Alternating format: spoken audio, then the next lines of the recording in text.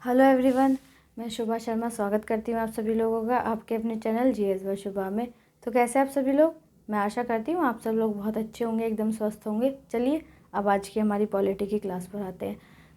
जैसा आप लोग जानते ही हैं, पॉलिटी में जो हमारा लास्ट टॉपिक था क्विक रिविज़न वाली क्लास में, वो था हमारी अनुसूचियाँ।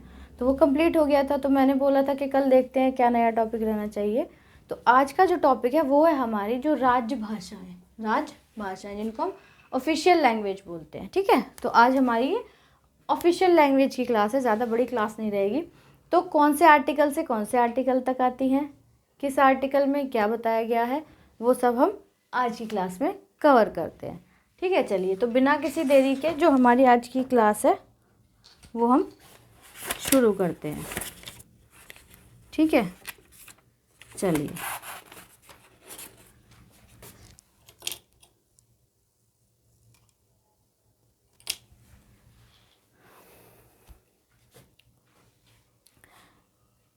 तो हमारी जो ये राजभाषा है, तो ये हमारे आर्टिकल 343 से आर्टिकल 351 तक है। ठीक है, कौन से आर्टिकल से कौन से आर्टिकल तक? आर्टिकल 343 से आर्टिकल 351 तक। तो आर्टिकल 343 में क्या है, 342 में क्या है, ये सब हम देखेंगे। तो इनको भी डिवाइड किया गया है, मतलब संघ की भाषाएं, राज्य की भाषाएं, या फिर जो न्यायालय वगैरह हैं, न्यायपालिका वगैरह, उनकी भाषाएं कौन से आर्टिकल में आती हैं, किस तरीके से आती हैं, तो वो हम जानेंगे। तो सबसे पहले हमारे आती है संघ की भाषा। क्या आती है? संघ की भाषा। अब जो संघ की भाषा या क्षेत्रीय भाषा ये सब हो गई, तो सबसे पहले क्या आता है? संघ की भाषा। क्या आता है? संघ की भाषा। तो जो हमारी ये संघ की भाषा है, ये कौन से आर्टिकल में है? ठीक है, तो ये हमारे आर्टिकल 343 में। ओके, तो हमारा ये आर्टिकल 343 हमको क्या बताता है? 343 संघ की राजभाषा के बारे में बताता है। संघ की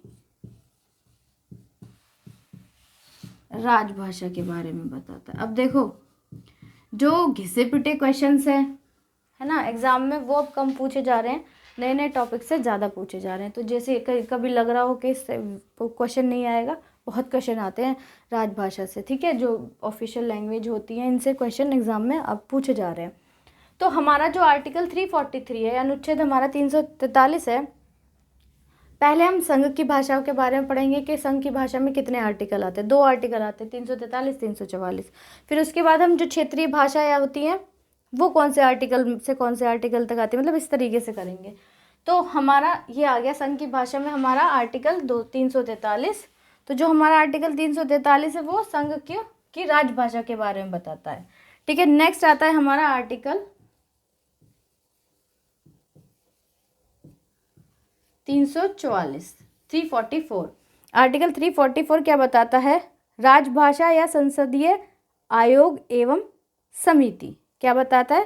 राजभाषा पर संसदीय आयोग एवं समिति। मतलब जो राजभाषा है, राजभाषा पर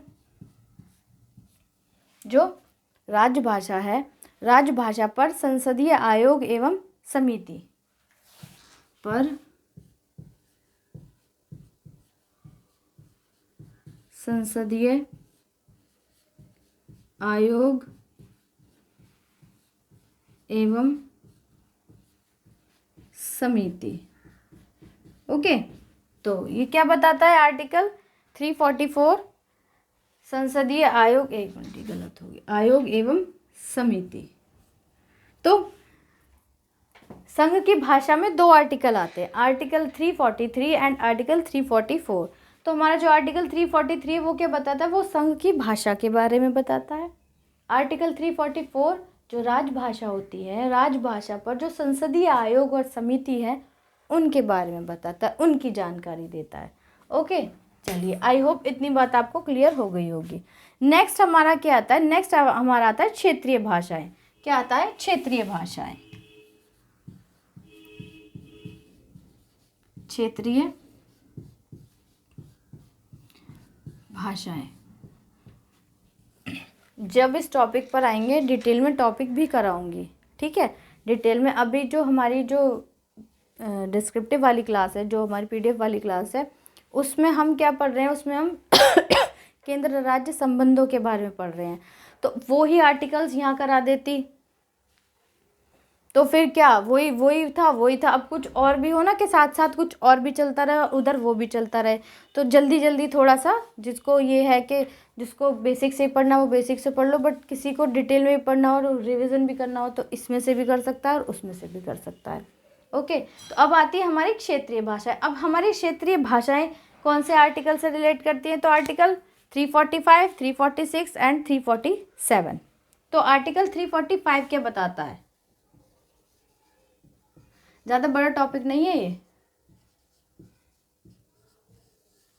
तो गाइस हमारा जो आर्टिकल 345 है वो क्या बताता है? राज्य की राजभाषा अथवा भाषा। जो राज्य है, राज्य की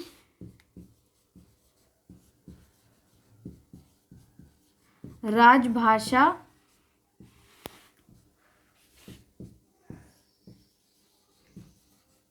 अथवा मीन्स जो हमारा आर्टिकल 345 है, 345 अनुच्छेद जो है, तो वो राज्य की राजभाषा, क्योंकि क्षेत्रीय भाषा हो गई तो क्षेत्रीय भाषाएं तो राज्य के अंदर ही आएंगे ना। तो राज्य की राजभाषा अथवा भाषाओं के बारे में हमको जानकारी देता है या उससे संबंधित है, ठीक है। फिर नेक्स्ट आता है हमारा, एग्ज़ाम में जो पूछा जाता है ना, एग्ज़ाम में आपको आर्टिकल दे देगा और ये पूछ लेगा कि ये आर्टिकल किससे संबंधित है ना। तो इसलिए मैं आपको आर्टिकल बता रही हूँ और उसमें क्या है, क्या विषय वस्तु है उस आर्टिकल की, वो भी आपको बता दे रही हूँ, ठीक है। नेक्स्ट हमारा क्या आता है? नेक्स्ट आता है हमारा आर्टिकल 346। क्या आता है? आर्टिकल 346। सो हमारा जो आर्टिकल 346 है वो क्या जानकारी देता है? एक राज्य से दूसरे राज्य अथवा एक राज्य से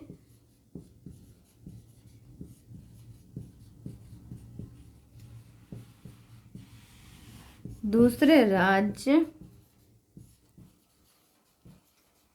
अथवा मतलब एक स्टेट से दूसरे स्टेट, या फिर अथवा एक राज्य से संघ के बीच संवाद के लिए राजभाषा, अथवा एक राज्य से संघ के बीच, अथवा एक राज्य से संघ के बीच। संघ क्या है? ये सेंटर के लिए यूज हो रहा है ये संघ, तो यहाँ भी सेंटर के लिए है ये संघ, ठीक है। एक राज्य से संघ के बीच संवाद के लिए राजभाषा, मतलब बातचीत के लिए।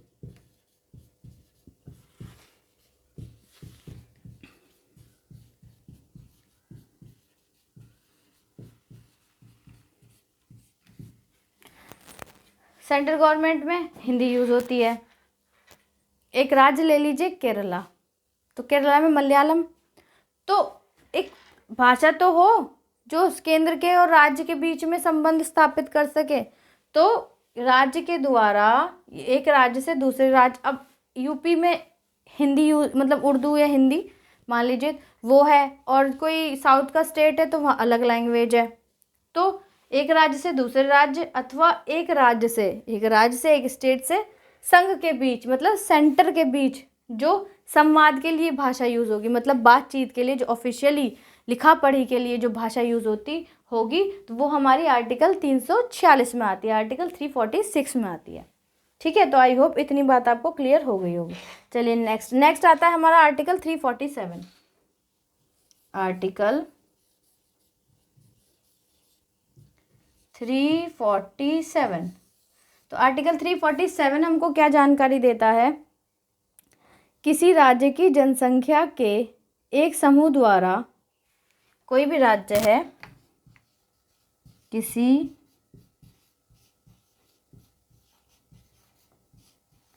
राज्य की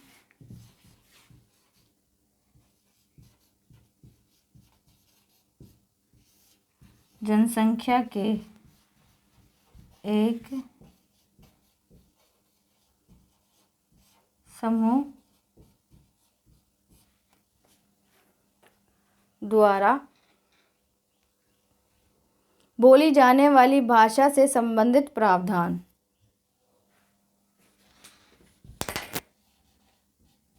बोली जाने वाली भाषा से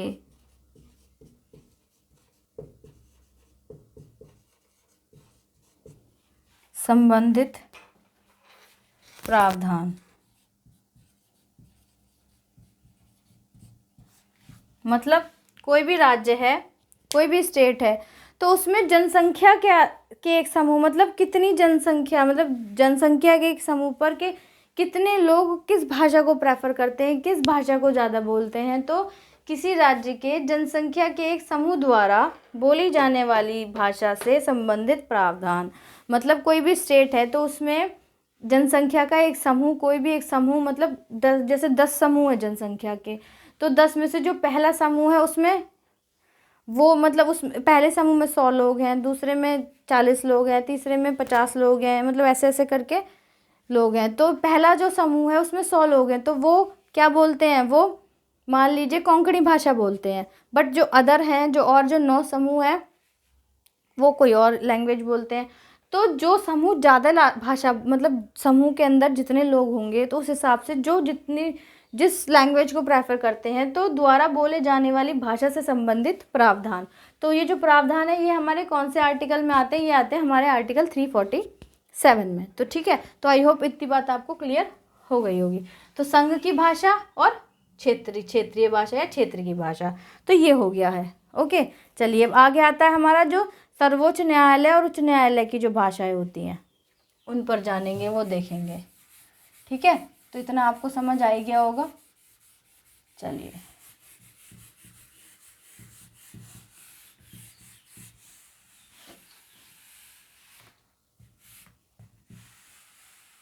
तो सर्वोच्च न्यायालय और उच्च न्यायालय, सर्वोच्च और उच्चतम एक ही होता है, कभी कोई कंफ्यूज हो जाए। सर्वोच्च और उच्चतम सुप्रीम कोर्ट के लिए यूज़ होता है और उच्च होता है हाई कोर्ट के लिए यूज़। ठीक है, बहुत से लोगों को कंफ्यूजन हो जाती है। तो अब क्या आएगा हमारा, अब आता है हमारा सर्वोच्च न्यायालय उच्च न्यायालय की भाषा। सर्वोच्च न्यायालय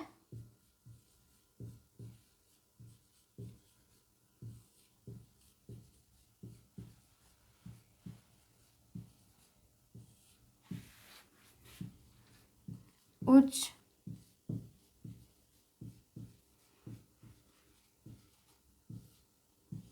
की भाषा।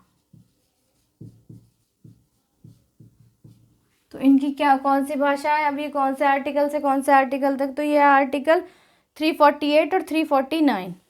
तो हमारा जो आर्टिकल 348 है, आर्टिकल 348, तो आर्टिकल 348 की विषय वस्तु क्या है, वो किस बारे में बताता है, सर्वोच्च न्यायालय तथा उच्च न्यायालय के साथ ही, जो सर्वोच्च न्यायालय हमारा, सर्वोच्च न्यायालय तथा उच्च न्यायालय के साथ ही, मतलब जो हमारा सुप्रीम कोर्ट है और जो हमारा हाई कोर्ट है उसके साथ ही अधिनियमों एवं विधेयकों में प्रयोग की जाने वाली भाषा, साथ ही अधिनियमों, जो एक्ट्स वगैरह होते हैं,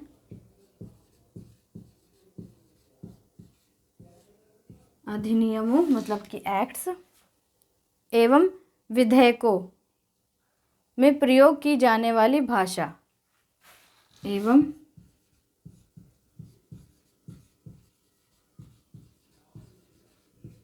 विधेयकों में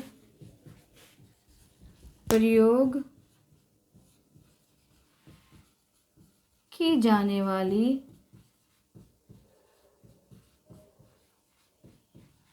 भाषा।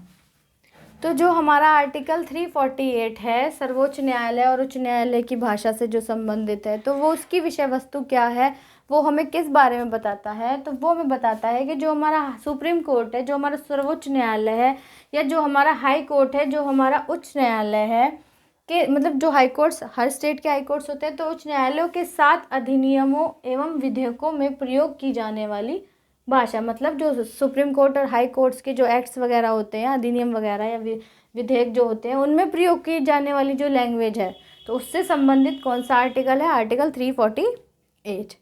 ठीक है, तो आई होप इतनी बात आपको क्लियर हो गई होगी। चलिए हम नेक्स्ट चलते हैं आर्टिकल 349 की तरफ। आर्टिकल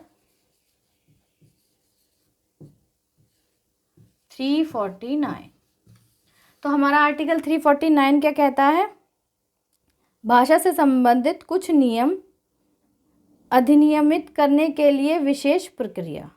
मतलब जो भाषा है, भाषा से संबंधित कुछ नियम, भाषा से संबंधित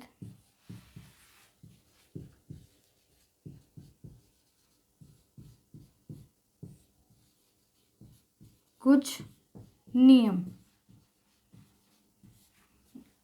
ठीक है, भाषा से संबंधित जो हमारी लैंग्वेज है उससे संबंधित कुछ रूल्स, कुछ नियम अधिनियमित करने के लिए विशेष प्रक्रिया, नियम अधिनियमित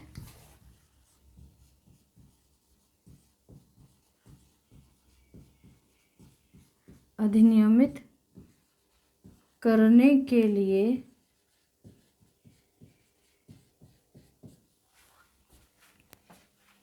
विशेष प्रक्रिया।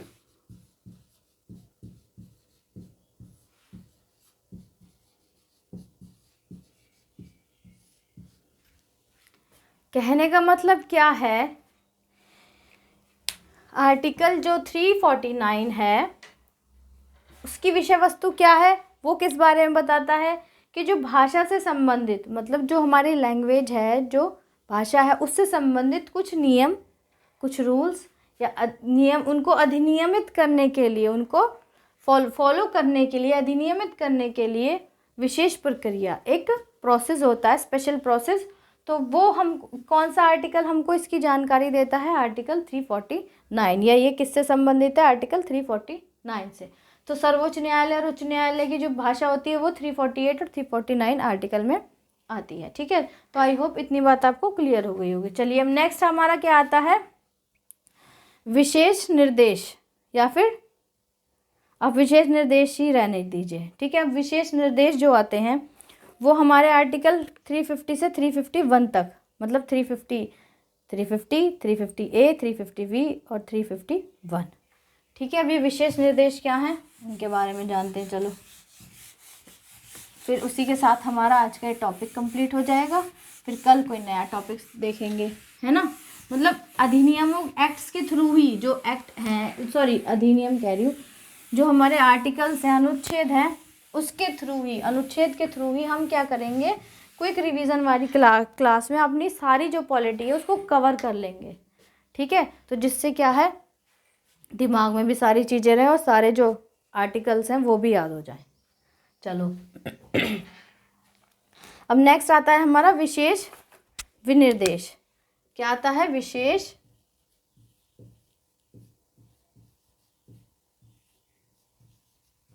विनिर्देश। अब ये विशेष विनिर्देश क्या है ये जानते हैं। चलो, विशेष विनिर्देश, तो इसमें जो हमारा आर्टिकल 350 आता है, आर्टिकल 350, तो वो क्या बताता है, शिकायत निवारण में जो शिकायत वगैरह होती है, शिकायत निवारण में प्रतिनिधित्व के लिए प्रयुक्त भाषा। मतलब जो शिकायत निवारण होती है, शिकायत क्या है, शिकायत निवारण में प्रतिनिधित्व के लिए प्रयुक्त भाषा।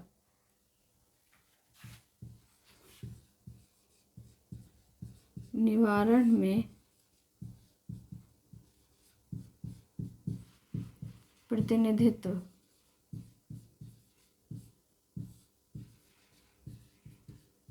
के लिए प्रयुक्त भाषा।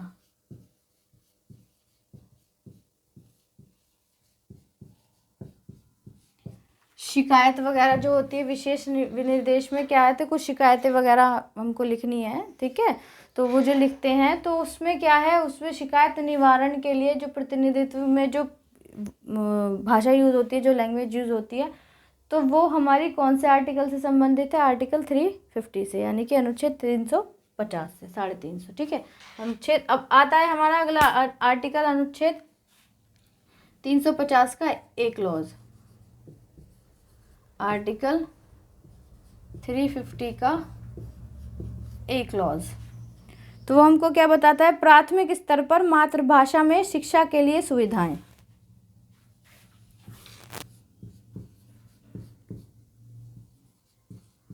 प्राथमिक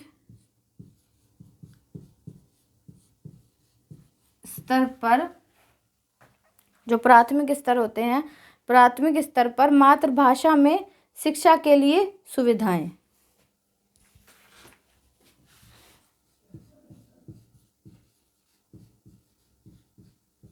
मातृभाषा में शिक्षा के लिए सुविधाएं।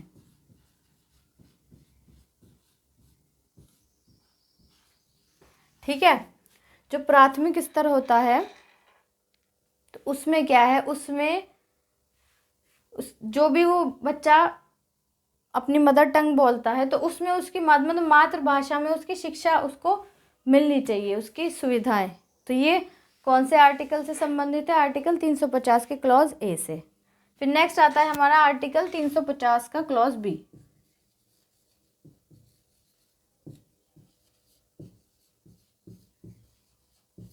तो आर्टिकल 350 का क्लॉज बी क्या बताता है, या क्लॉज बी हमको क्या बताता है, भाषाई अल्पसंख्यकों के लिए विशेष पदाधिकारी। जो भाषाई अल्पसंख्यक होते हैं, भाषाई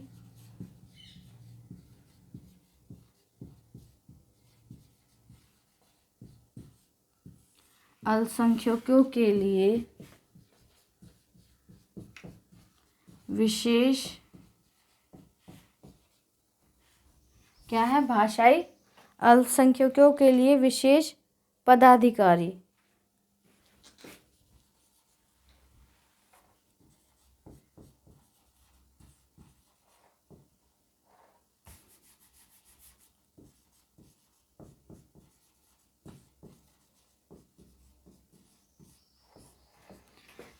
जो भाषा के रूप में अल्पसंख्यक होते हैं,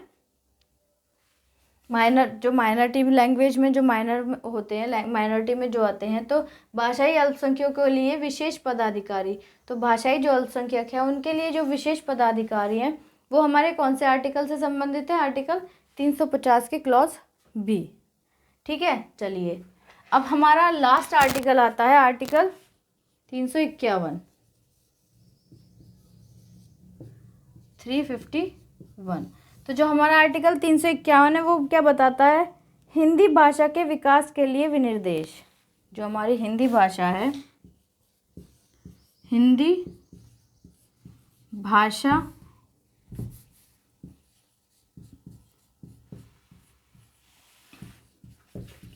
के विकास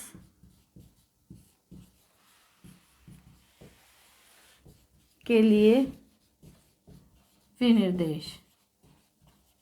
मतलब जो हमारी हिंदी भाषा है, जो हिंदी बोले जाने वाली भाषा है, तो हिंदी भाषा के विकास के लिए विनिर्देश। तो ये हमको कौन सी आर्टिकल से पता चलता है, ये कौन से आर्टिकल की विषय वस्तु है, आर्टिकल 351 की। ठीक है, तो ये क्या था हमारा छोटा सा टॉपिक, राजभाषा यानी कि ऑफिशियल लैंग्वेज। तो आपको पता चल गया होगा कि ऑफिशियल लैंग्वेज में संघ कौन से आर्टिकल से कौन से आर्टिकल तक है, राज्य, और जो हमारे जो सुप्रीम कोर्ट और हाई कोर्ट्स हैं, और कुछ है हमारे विशेष निर्देश। तो कौन से आर्टिकल में कौन से आर्टिकल, मतलब जब एग्ज़ाम में क्वेश्चन आता है ना इनसे संबंधित, तो अगर ये चीज़ें हमें है, अगर हम याद उसको पढ़ के भी नहीं गए या हमने उसको पढ़ा भी नहीं है, ये हमारे दिमाग में है, तो हम उससे रिलेट करके उस क्वेश्चन को ईजिली कर सकते हैं। ठीक है, तो आई होप आज की क्लास आपको अच्छी लगी होगी।